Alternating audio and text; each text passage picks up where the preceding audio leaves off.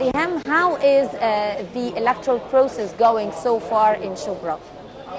Well, the flow of voters coming in is approximately medium-sized. Earlier in the morning, we saw a lot of people coming in, especially younger people from the ages of 18 to 25, and then at around maybe 2 to 5, there were more elderly people showing up, but the flow was much slower. But right now, we're starting to see more people coming in, I suppose, after working hours and voting as much as they could. But obviously, like, this election is not as high in turnout in terms of as there were in the previous elections that we've seen, for instance, like the presidency or the constitutional election. Okay, Riham, did you see any monitoring groups, whether foreign monitoring groups or local, coming to the polling station where you are? Early in the morning, there were 1 or 2 monitoring groups available here, but they didn't really spend a lot of time, so they didn't really get a chance to take a look at the voting process itself. But throughout the day, there have been a few other people that have showed up to check on the safety, security measures and the voting process.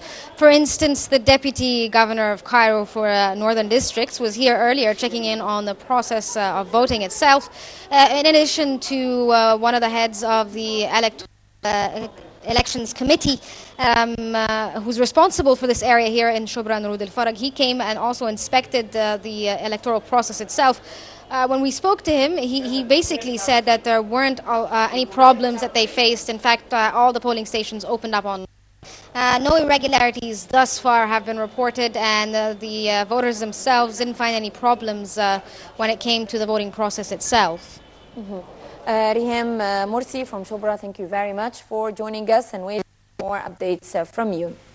Now back again to you, Mrs. Hend. As you see, our network of correspondents seem to giving us the same updates. Everything seems to be going smoothly today. There is a higher turnout in this particular phase rather than the first phase of the parliamentary elections, and the voters all share this feeling of optimism.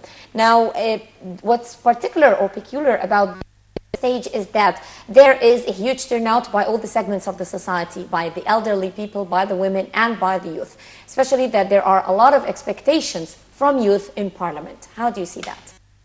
In fact, as I said, this is very encouraging. I think that Egyptians had a time to think very carefully about their decision to go and vote or not. Since the first phase until the second one, a lot of things happened actually on the scene.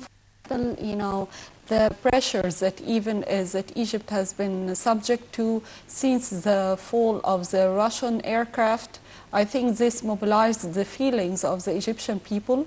I think this motivated them to do something. I have to stand by my country in a certain way. I think that all the challenges taking place regionally and internationally, and the fact that Egyptians are now more politically aware of what's going on and the role of Egypt in the region and also on the international level as well, help them mature in a political way? Of course, absolutely, yes. Of course, we are all very alert what is going on around us, because actually it approached our homes very much. It approached us. When we see the Syrian refugees in the sea, drowning in the sea, when we see the bloodshed everywhere, I think it's I don't want to scare people, but I think that people are more aware of the sensitivity of their decision to go out and cast your vote or not.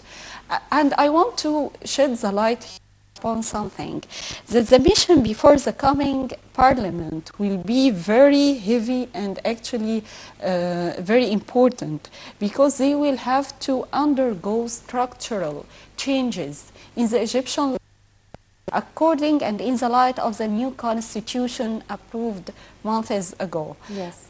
Yes, so they have a heavy mission. Of course, we cannot yet figure out how the parliament will be, who will be the majority, who will be the minority. Of course, it is very early, even after declaring results. We will have time to have, a complete figure about this parliament and how it will actually operate. But I think that is very important that the Egyptians think one and twice before they give their vote to a certain person. However, the step is very important, and we have all to stand by Egypt. Okay.